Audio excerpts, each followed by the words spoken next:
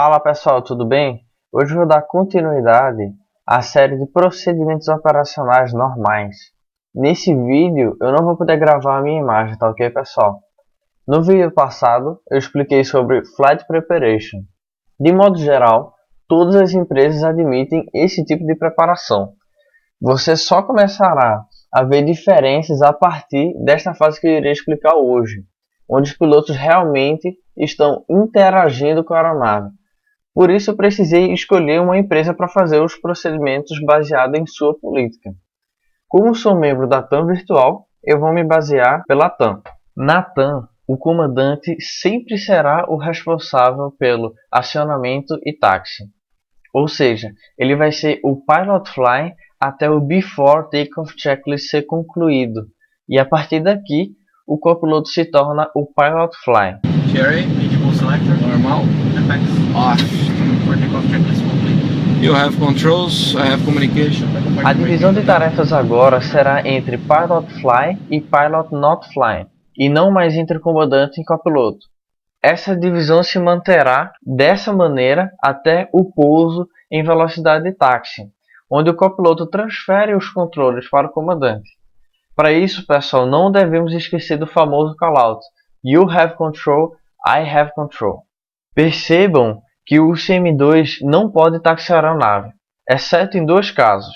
Se o CM2 for um instrutor de comandante, ou seja, ele está dando instrução para um futuro comandante, ou em caso de Pilot Incapacitation. O que é isso? É quando um dos pilotos, por algum motivo, não tem condições de continuar pilotando o avião. Ou seja, ele desmaiou, ele passou mal, ou ele está tendo algum julgamento que está levando em risco a segurança da aeronave. Neste caso, o copiloto vai assumir o comando da aeronave, pousar o avião, e ele só poderá taxiar para livrar a pista. E ao livrar, deverá requisitar o trator para taxiar a aeronave.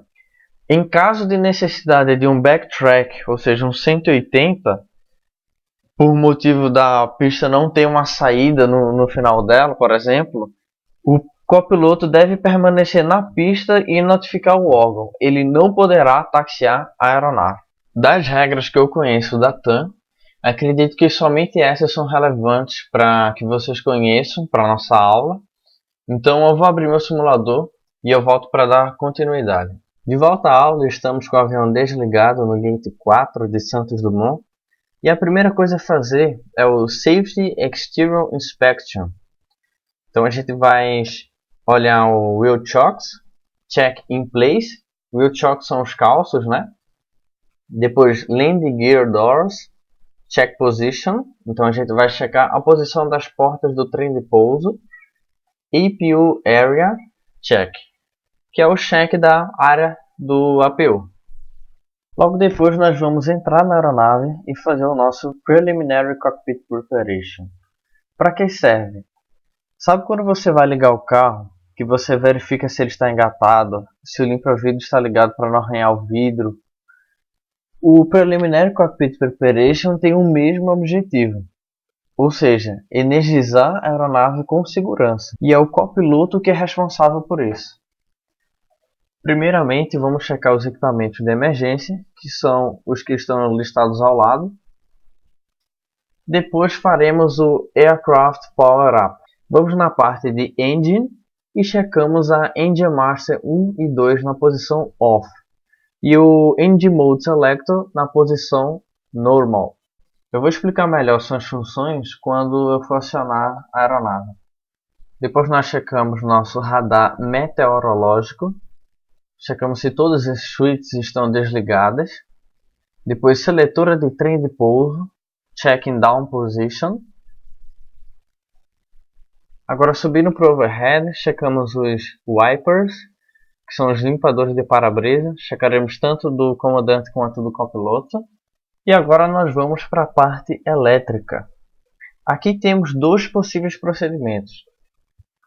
O primeiro é para quando a aeronave não teve suprimento elétrico por um período de 6 horas ou mais.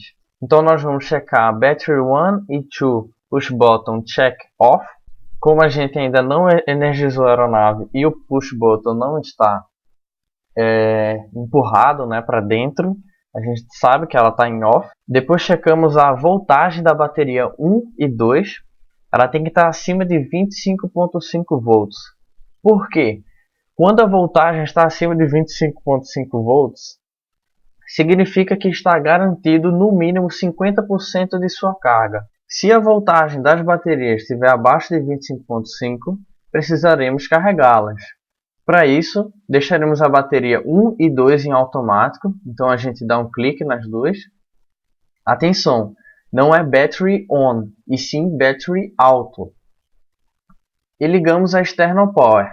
Assim, a energia da External Power vai ser usada para carregar a bateria. E de onde vem essa External Power? A External Power ela vem da GPU, que significa Ground Power Unit.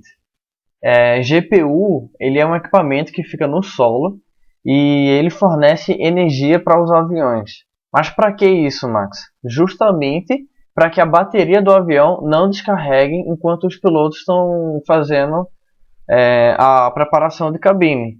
Caso contrário, os pilotos precisariam ligar os motores para o gerador gerar energia e a bateria não descarregar. Ok, então depois de conectado a External Power, sempre devemos checar no ECAN se o contator está fechado, ou seja, se a bateria está conectada e carregando. Para quem não sabe o que é contator, ele é um dispositivo eletromecânico que permite ligar ou desligar algo sem a necessidade de estar nesse local. Então o que é que acontece? Quando a aeronave está em solo e a gente deixa a bateria na posição alto e a voltagem dela está abaixo de 26,5 volts, automaticamente o contator fecha e quando ele fecha, ele conecta a bateria com a DC-BAT bus. E como a External Power está ligada, a energia da External Power inicia o carregamento da bateria. No ECAN, o contator é representado por essa linha entre a bateria e a DC-BAT. Se a seta estiver no sentido da bateria, significa que ela está sendo carregada. Então agora, nossas baterias estão carregando conforme o ECAN. Eu vou deixá-la carregando por 20 minutos, mas eu vou adiantar o tempo no Flight Simulator e vocês vão ver que a voltagem da bateria ela começa a subir, ou seja, ela começa a ficar carregada, né?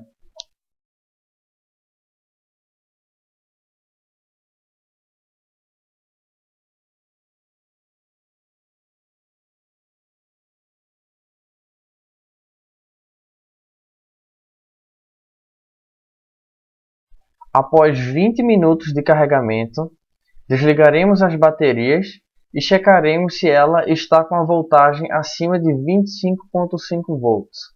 Mas Max, para que desligar a bateria e checar a voltagem? Porque quando desligamos as baterias, nós também resetamos os contatores. Ok, agora nós checamos as baterias, elas estão acima de 25,5 volts. Colocaremos as baterias em alto. Isso tanto serve para quem carregou a bateria, quanto para quem já estava com a bateria acima de 25,5. Então, Battery 1 and 2, alto. Atenção! Se não estivermos com a External Power, a nossa APU deve ser acionada em no máximo 30 minutos. Por que isso, pessoal? 35 minutos depois da seleção da bateria em automático, a carga da bateria vai ficar menor que 25%. Agora nós vamos para a parte de APU Fire Test e APU Start. Para quem não sabe, APU significa Auxiliary Power Unit, ou Unidade de Força Auxiliar. Nada mais é do que um motor que fica na cauda da aeronave e a sua função principal é acionar pneumaticamente os motores. Mas, na maioria dos aviões, sua função secundária é fornecer energia elétrica através do seu próprio gerador e fornecer sangria do ar para o ar-condicionado. Mas, antes de ligarmos a APU, precisamos fazer o teste de fogo. Então, Checamos se o APU Fire Push Button está na posição In e Guarded. E checamos se há alguma luz acesa. Se nenhuma estiver acesa, apertamos o APU Test Push Button. Ao apertar, devemos checar a Squib Light e Dish Light. APU Fire Push Button vai acender na cor vermelha. O CRC, que significa Continuous Repetitive Shimmy, que é esse som que vocês estão escutando. Master Warning, a gente só vai ver o Master Warning se estivermos com energia alternada. No caso, se a gente tiver com a External Power ligada. E também o aviso no APU Fire Warning no ECAM.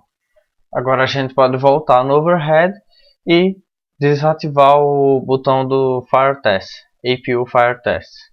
Feito o cheque contra fogo na APU, agora nós vamos acioná-la. A gente vai aqui embaixo, clica em APU Master Switch. A gente deixa ela em On, ou seja, ao clicarmos na APU Master, automaticamente serão feitas as seguintes ações. Essa luzinha acende aqui em azul. A energia elétrica vai para o sistema da APU e o ECB inicia um teste de energização. ECB significa Electronic Control Box. É um controlador eletrônico que controla e monitora a maioria do sistema da APU, como por exemplo, acionamento, monitora a velocidade, monitora a temperatura e etc. Ele vai abrir também o Air Intake Flap, que é uma porta para admissão do ar no motor da APU. Caso no Flight Simulator não simule isso, eu vou colocar uma imagem ilustrando para vocês entenderem melhor. Outra coisa também é que vai abrir a APU Isolation Valve. Mais uma coisa também, se nenhuma bomba de combustível estiver ligada, ela ligará a APU Fuel Pump e automaticamente vai abrir a página do APU no ECAM. Não é obrigatório, mas é aconselhável dar o start do APU somente após a confirmação do Flap Open no ECAM. Porque pensa comigo, se nós dermos o start no APU e por algum motivo houve uma falha no sistema de segurança e ele dá o start do APU com aquela porta que eu tinha falado para vocês fechada, o que é que vai acontecer? O motor vai começar a girar e não vai ser e nenhum ar vai ser admitido porque a porta está fechada. Então vai queimar o motor do APU. Depois da confirmação, a gente vem em APU Start Push Button, clique em On. Ele só vai energizar o APU Starter se o flap estiver completamente aberto, mas por segurança, foi aquilo que eu acabei de comentar. A gente já faz esse check antes para evitar que, mesmo que o sistema de segurança falhe, vai evitar que ocorra algum possível dano. Então agora vamos acompanhar o acionamento da APU. 1,5 segundos após o início do starter, ele vai iniciar a ignição. E o EGT, que significa Exhaust Gas Temperature, começa a aumentar. Mas a qual temperatura devo cortar o APU? Nenhuma. Lembra daquele controlador eletrônico que eu tinha falado? O ECB, ele calcula automaticamente a temperatura máxima para o acionamento. Se a temperatura estiver 33 graus inferior à temperatura máxima, a gente vai ver o EGT em âmbar. Se ele ficar vermelho, significa que ele já chegou na temperatura máxima e o ECB vai cortar o APU automaticamente. Por isso que eu falei que em nenhuma temperatura a gente deve cortar o acionamento da APU, porque automaticamente ele vai fazer isso. Quando o N estiver em 55%, ele vai desligar o starter e a ignição do APU. 2 segundos depois do N chegar em 95%, ou se ele já estiver superior a 99,5%, ele vai desligar essa luz que estava em On e acender o Available. Quando o APU Generator estiver na cor verde, significa que o gerador já está gerando energia e o contator está fechado. 10 segundos depois, a página do APU no ECAN vai sair automaticamente. Se quisermos desligar a External Power, podemos, mas é recomendável não desligar a External Power para não forçar a APU. Agora vamos para o painel de ar-condicionado. Nossa intenção é ligar a APU Bleed, que é a sangria da APU que vai ser usada para o ar-condicionado da aeronave, enquanto os passageiros estão embarcando, né? Mas para isso devemos confirmar no ECAN Bleed Page e com a tripulação de solo que o Ground Air não está conectado. Se estiver conectado, não podemos ligar a APU Bleed enquanto a Ground Air estiver conectado. Muito importante isso, pessoal. Max, o que é a Ground Air? Ground Air é a mesma coisa que a GPU, que é a Ground Power Unit. A diferença é que em vez de enviar energia elétrica, ele vai mandar ar para o sistema de ar condicionado da aeronave. Então nós vimos no ECAN por esse triângulo branco e coordenamos com a tripulação de solo que o Ground Air não está conectado. Então a gente retorna para o overhead e a gente vai vir aqui no painel de ar-condicionado. Nós vamos ligar a APU Bleed, mas antes de ligar a APU Bleed, perceba que as packs elas estão na cor âmbar. E quando a gente clicar na APU Bleed, ela vai ficar com nenhuma cor, ou seja, ela vai ficar na condição dark, que significa escuro em inglês. Mas por quê? PAC é a nossa peça mãe do sistema de ar-condicionado. E se ela não receber ar, o sistema de ar-condicionado não vai funcionar. Como não temos a Ground Air e os motores estão desligados, ninguém está dando sangria de ar para a PAC. Logo, o sistema não está funcionando, logo vem esse nome fault na cor âmbar, né? A não ser que a gente deixasse a PAC em off, ou seja, a gente deixasse ela desligada e não na posição automática que é que ela está. Ela vai ficar em off na cor branca, né? Então, voltando, quem vai dar a sangria de ar? Porque a PAC ela não está recebendo ar e por isso que ela não está funcionando, por isso que está esse fault. É o nosso APU. A gente vai usar a sangria de ar que o APU está mandando para ligar o nosso ar-condicionado. Então vamos clicar aqui, APU Bleed On. Ele vai acender nessa luz azul. E percebam que o fault ele saiu. Por quê? Agora a nossa PAC está funcionando. Porque o APU, a gente liberou a sangria de ar do APU para as nossas PACs. Logo após isso, a gente vai checar se tem alguma luz em branco. O que seria uma luz em branco? Seria, por exemplo, essa luz aqui, ó, em off. Depois a gente vai checar a nossa cross bleed. A gente vem aqui onde tem esse X bleed, né? Selector, na verdade é cross bleed. Cross bleed selector, a gente deixa em alto. Vou deixar para explicar sobre a função dela no vídeo de sistema de ar-condicionado. Agora nós vamos aqui um pouco mais acima. Temos nossos seletores de temperatura, onde a gente controla a temperatura da aeronave, né? Nós temos 3 seletoras, né? Uma para o cockpit e 2 para o cabin. Na posição 12 horas, a temperatura se mantém em 24 graus. Na posição cold, a temperatura vai se manter 18 e na posição hot, a temperatura vai se manter 30 graus. A temperatura fica a critério do comandante, tá ok, pessoal? Um pouco mais aqui embaixo, a gente vai configurar nossas cockpit lights. Isso fica a critério também. E agora a gente vai descer aqui para o nosso ECAN, né? A gente clica nesse botão aqui RCL, que significa Recall. Não deixa a página presa no ECAN, tá, pessoal? Solta a página. Quando fica pressionado assim, a página fica presa a essa que você selecionou. E a gente vai pressionar esse Recall por 3 segundos. Isso vai fazer com que todas as advertências que foram canceladas no voo passado sejam mostradas. Como assim, Max? Tá vendo esse botão aqui? Ele serve para cancelar alguma mensagem que o ECAN está mostrando. Então, vamos supor que deu falha em algum sistema. Ele vai mostrar no ecrã. Se o comandante do voo passado cancelar essa mensagem, como que a gente vai ver que essa mensagem foi cancelada? Apertando esse recall. E se alguma mensagem aparecer no ecrã, a gente vai checar na nossa mail para ver se a gente pode voar ou não. Ok, nada apareceu. E agora nós vamos para a Door Page para checar a pressão do oxigênio. A pressão a gente checa aqui, ó.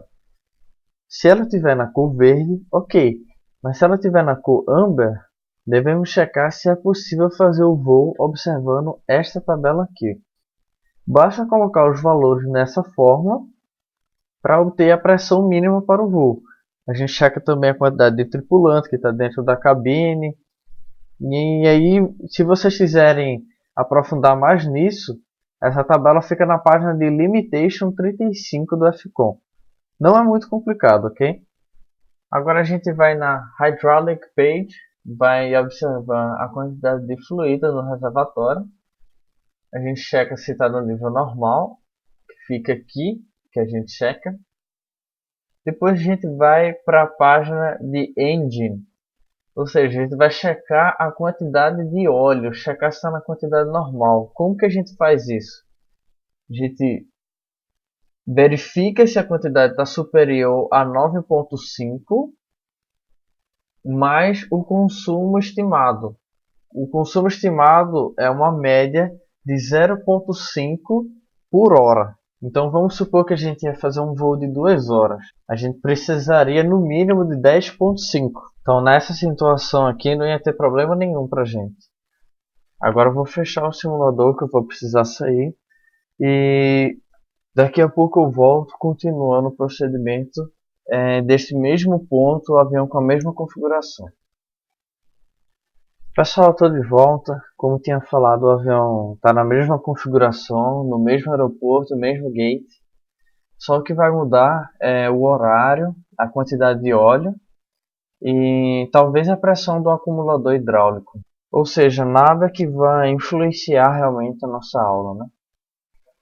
Então primeiro nós vamos soltar a página do ECAN. Ele vai voltar para a Door Page. Agora nós vamos descer aqui para o pedestal. Vamos checar a posição do flap e do speed brake. O speed brake ele tem que estar em retracted e disarmed. Ou seja, assim ele está na posição retraído e assim ele está na posição armado.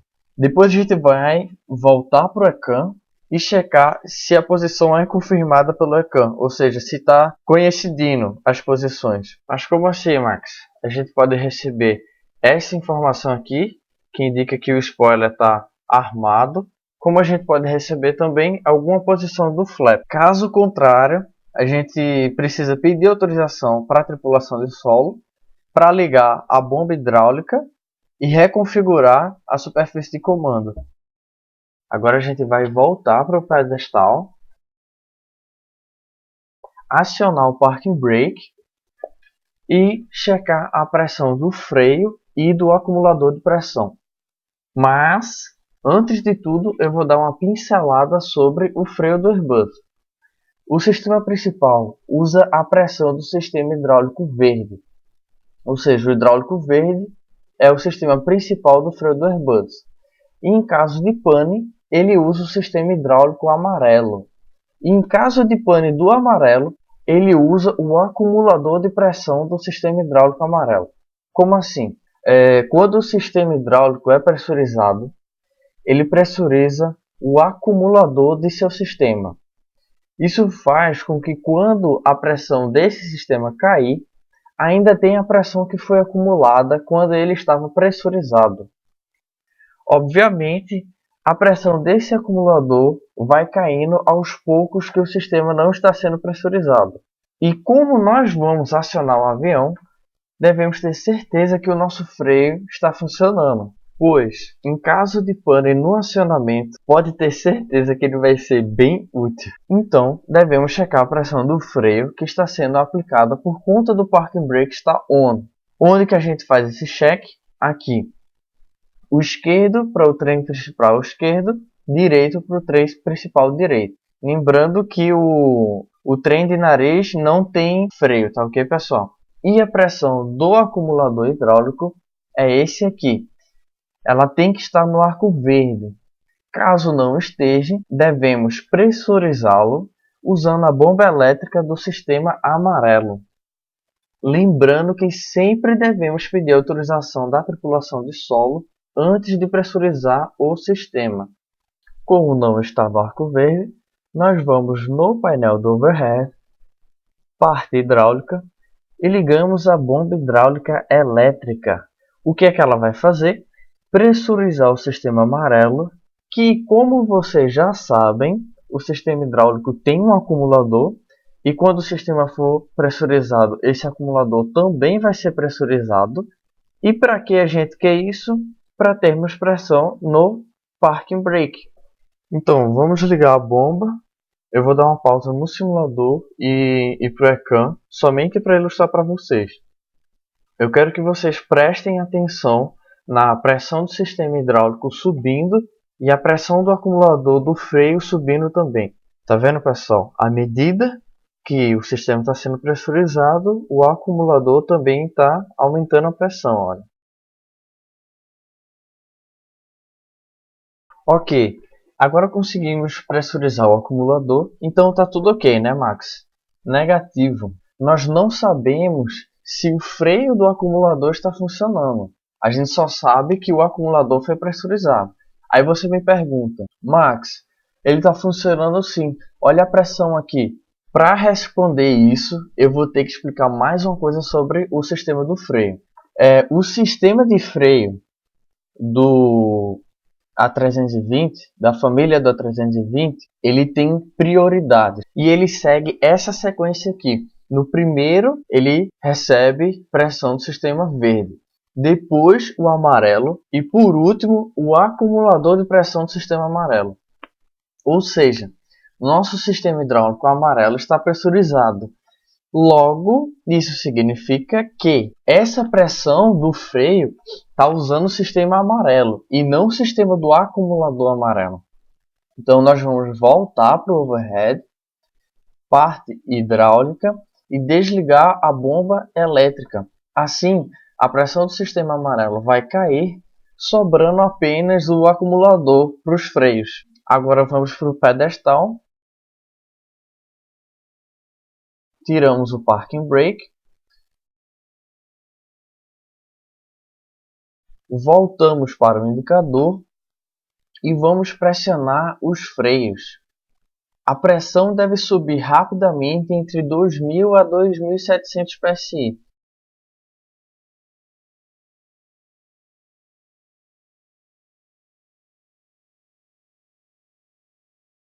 Depois disso, voltamos para o pedestal e acionamos o parking brake.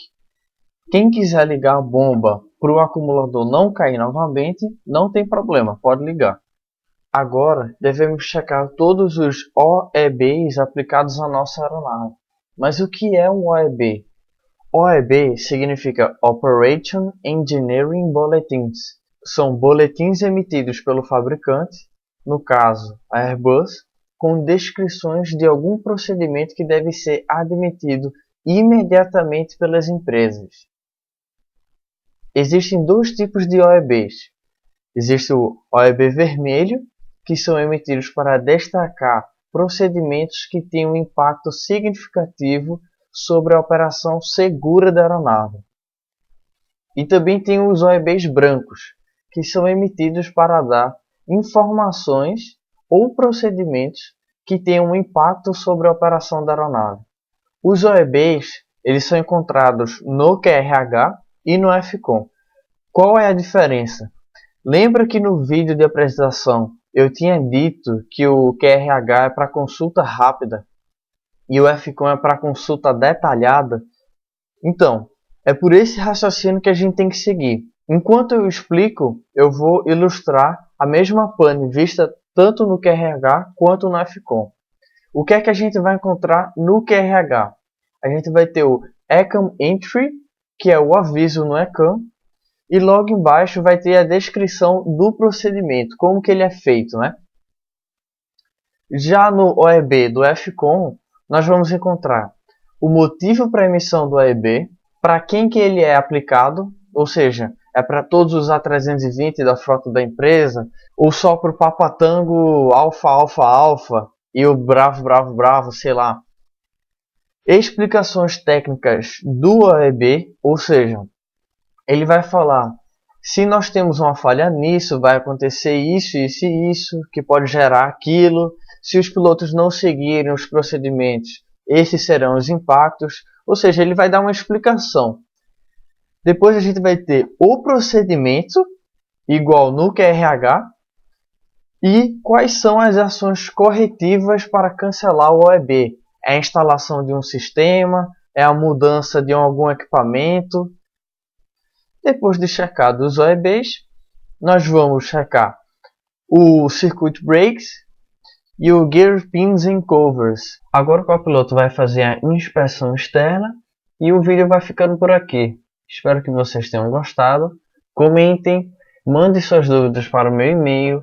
Meu e-mail está na descrição, o endereço do meu site também está na descrição e até a próxima.